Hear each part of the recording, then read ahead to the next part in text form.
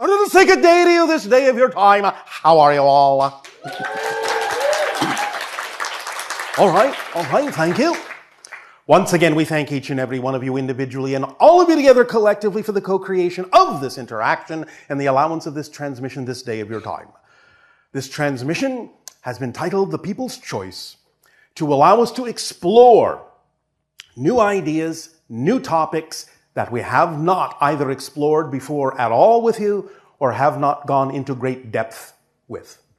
So, we can begin by allowing the vote to happen once the topics are read. Nania? Now, this will be by a show of hands. First, the 3 topics will be read, then read again one at a time with a show of hands to decide which one you shall vote shall be the topic. This will be a popular vote, not an electoral college vote. So, a little political humor for your planet. Please begin, Nania, with reading the topics that are available to vote on. So, Number 1. Number 1 is the spectrum of fear. So this is all about the idea of the very different types of fear that you can experience on this planet and how to respond to them. Number 2 is artificial intelligence and how we're evolving in that direction in terms of understanding how to integrate with it and how to use it. And so a deeper exploration of our relationship to it and how that's going to change our lives as we expand as a civilization. And number 3. Number 3 is understanding grief.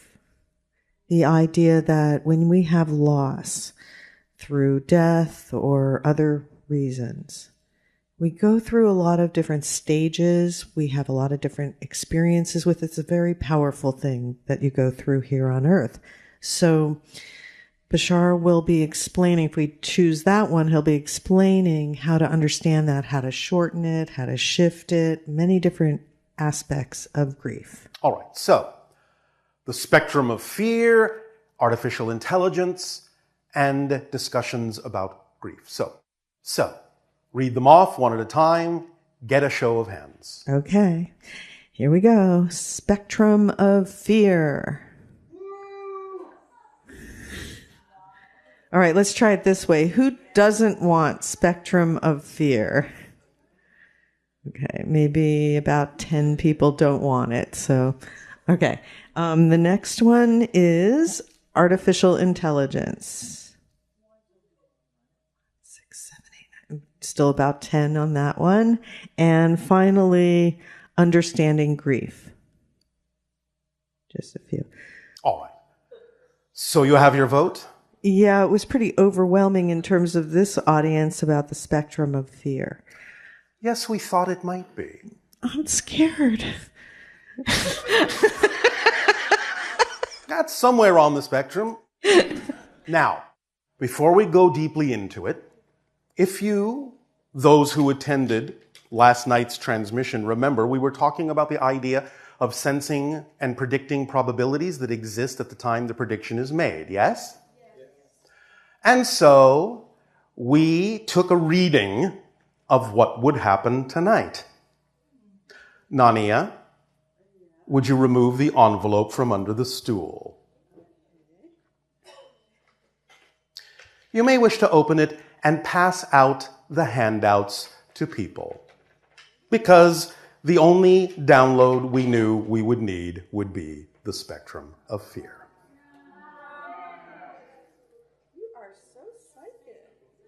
We are just reading probabilities in your energy.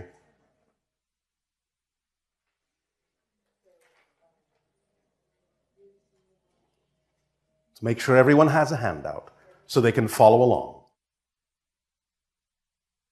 Is there anyone who does not have a handout? All right. Nania? Yes. You have one as well? Yes. All right.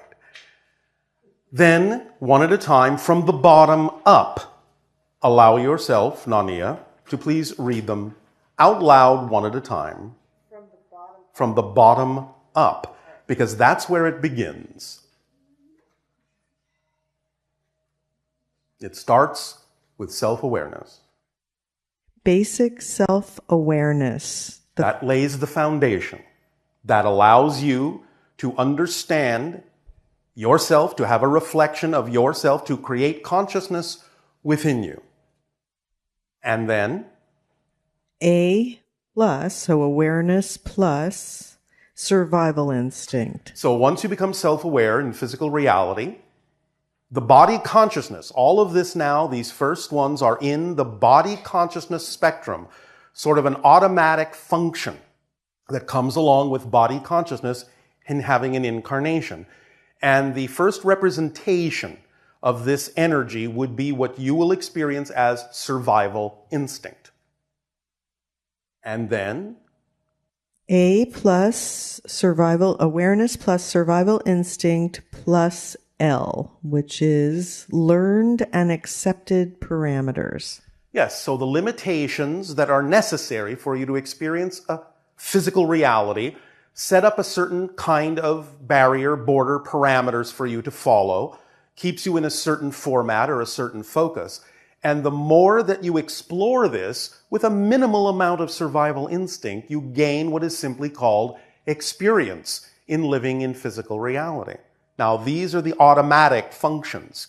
But now it goes into what we will call the intentional or the rational levels of fear and how you use them. So next, above that line, Okay, and it's interesting how they're additive. So you have they are all additive, yes. you have automatic plus self-awareness. Yes.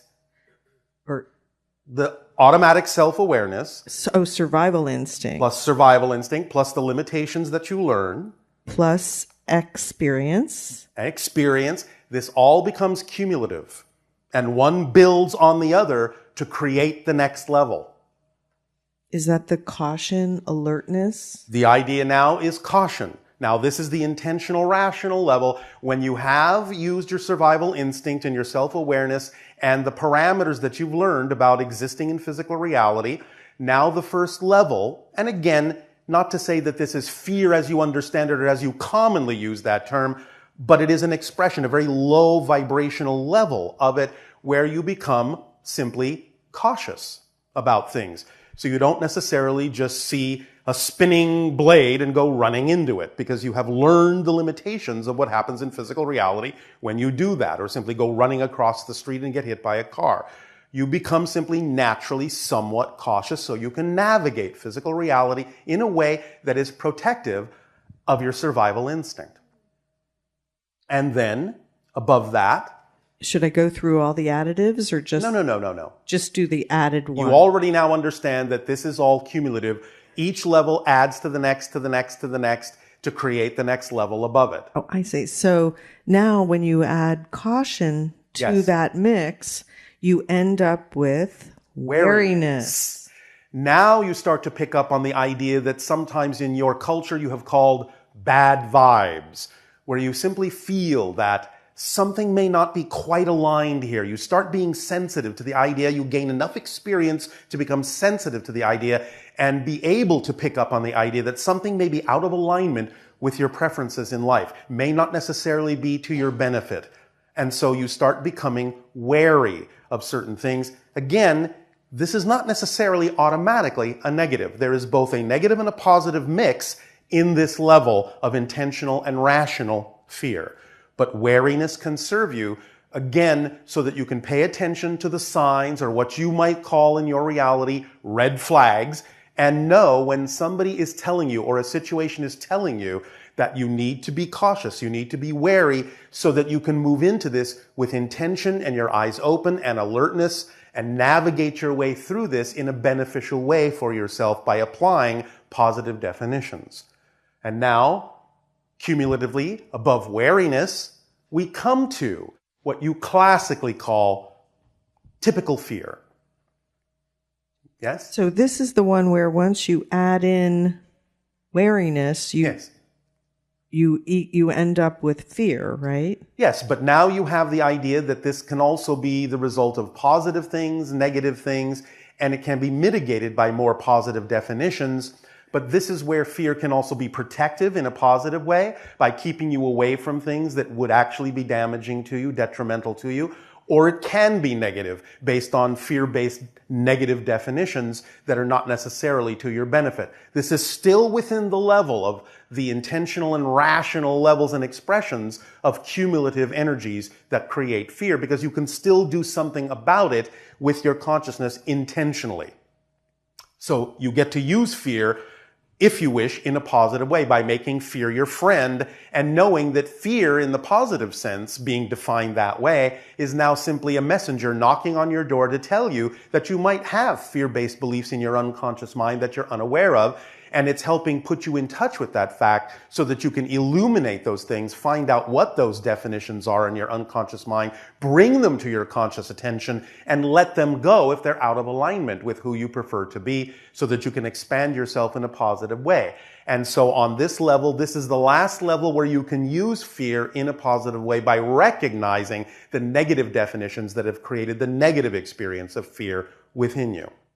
But now, above that, when you accumulate to the next level, you're actually crossing another threshold, and you're going into the irrational energies, where thought patterns become dissociative, where your energy becomes less, in a sense, controllable.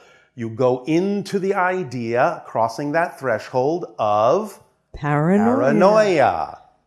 So now this is the first irrational idea. And of course, we understand the old joke on your planet, you're not being paranoid if somebody is actually after you.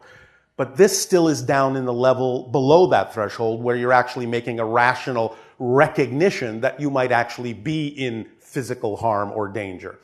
When we're talking about the idea of crossing that line now into paranoia, we are talking about an irrational energy where now the negative beliefs that are now prevalent, wholly negative beliefs, are now taking over in a sense and allowing you to imagine things that are not necessarily true, blowing things up out of proportion and imagining things that are really not representative of anything going on outside you, but are more representative of the things going on inside you that you do not trust about yourselves.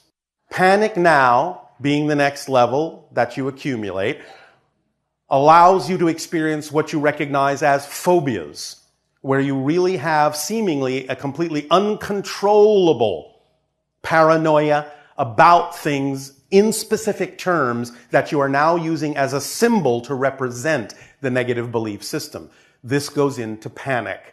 And then, yes, when you add the panic to the mix, now you can go into terror.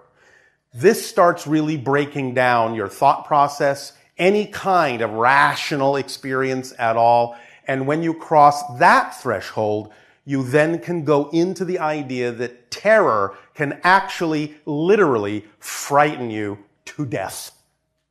Because the idea now is the survival instinct kicks in so strongly with terror that if you cannot find a rational way out of it, if you cannot bring in and mitigate that experience with some positive definition, the survival instinct will tell you that there is no other way out, and therefore the only door would be, in a sense, to survive in spirit, to leave the physical reality.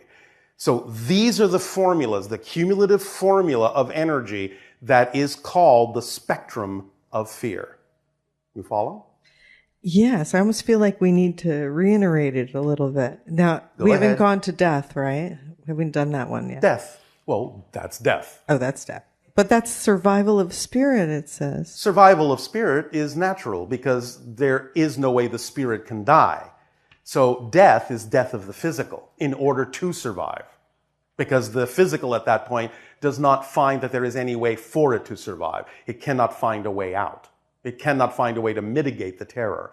Therefore, if it doesn't find a way to mitigate the terror, it will die of fright. The physical consciousness will completely dissociate and will die of fright. So like people that are being tortured and stuff like that and those terrible experiences, how do they stay alive? Well, again, you have to look at the spectrum and understand that they may be applying certain other perspectives and definitions into what they're experiencing, and they're not always necessarily terrified. They may, in fact, be defiant. Do you understand? Yes. So they're looking for a way to find a positive belief system that can allow them to survive. Their survival instinct is helping them search for something that will give them the strength to survive. If they find it, then they will simply become defiant, not terrified. They will not be frightened to death. So I'm just trying to grasp this whole thing because Yes. it's the first time I'm seeing it too. So the first level where you have automatic neutral body consciousness, Yes. that includes all the physical levels of fear? Is that the idea? Or is it the intentional No. rational? You will feel fear physically on the different levels, but we're just saying it starts with this neutral level that imbues you with a physical sensation that equates to or translates to the concept of survival instinct. So similar to the idea of when a baby is born, they have a natural fear of falling. They have a fear of Yes. loud noises. Survival instinct. So that's where you're automatically programmed to be able to experience Yes, you are fear. exploring with the survival instinct to determine the limitations, the parameters that define physical reality. You are gaining experience. But this is all, in a sense, on a relatively unconscious level. It's just in the body consciousness. So all of these ones here that were self-awareness. Yes. And then your basic survival instinct. Yes. Awareness of self-imposed limitations. So Yes. that's like you start to become aware that you have physical limitations. Yes, that the this idea? is don't touch the stove, it burns. You are learning your environment. That's a limitation to keep you healthy that you learn through experience. And then experience is understanding these things and applying them so that you... Yes, you build your world out of those ideas, those parameters, as to what is beneficial and what is not on that level. And is this how the physical body actually evolves in its exploration of fear? Yes. It starts out on the physical level, understanding fear from the survival instinct. Yes. And then it moves into the second level, which is this is fear, wariness, and caution, which are... Yes. Caution, wariness, and fear going These are upward. mental states then at this point. This is now awareness through experience of what works for you. Yes. The more experience you gain, the more you can use fear in a positive way to determine what works for you, what is and is not in alignment with what you prefer to experience and who you prefer to be. That's why these are still intentional and rational levels of fear. So it's still rational because you're processing the experience and understanding how the experience benefits or doesn't benefit you. So like when people inherit fears from their parents Yes. or their society. Yes. Is that in this level? Yes, it's in the fear level, and it can be in the caution or wariness level, because again, as we said in the fear level, you get to examine what belief systems have been part of your growth experience that may not necessarily have anything to do with the ones you need to keep. So when we're following our passion and fears come up, Yes. this is the level at which they start coming up. Yes. And now you can re-identify and define them in ways that work for you, such as the example we gave of making fear your friend, that it is letting you know you have something within you as a definition that doesn't work for you, and therefore you're using fear in a positive way to let go of things that are out of alignment with your true self that you may have picked up along the road of gaining experience in physical reality. So it's at this level, this is where we start redefining our thoughts around the fear that we're experiencing and exploring it and starting to transform it. Yes. Right? And then you move into the next level, which is the actual, true, irrational fear. Yes, this is where you allow the negative belief systems to become predominant, and you go into irrationality. And therefore, the amplification of the predominant negative belief systems, adding their energy to this formula, creates the idea of irrational fears that then create apparent difficulty in bringing in more positive belief systems to mitigate them. This is when you feel like you're losing your mind, right? Yes. And you don't know what's true. You don't know what's real. Yes. You think that people are trying to hurt you or Yes. something, and they're not really doing it. You start projecting your own Correct. fears onto other people. Correct. Okay. And then the death one is when there's no ability to resolve. Where you have brought yourself to a place where you've painted yourself into such a corner, you have no ability, no view, no vision of any possible resolution. So that's a complete loss of hope. Yes. Does that happen a lot on our planet? How many people die? How many people commit suicide? Okay, so that's more like where you've gotten to the point that your irrational fear is so out of control that it literally kills you. Yes, and that means you can actually just drop dead, or you can actually take your life. Or have someone else do it for you in a negative way. There are obviously positive versions of choosing to die. It's not what we're talking about.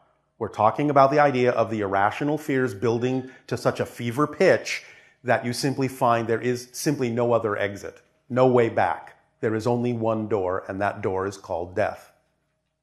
Or, for some people, insanity, where they simply check out to the point where they are not experiencing the reality at all anymore that they believe was responsible for their present condition.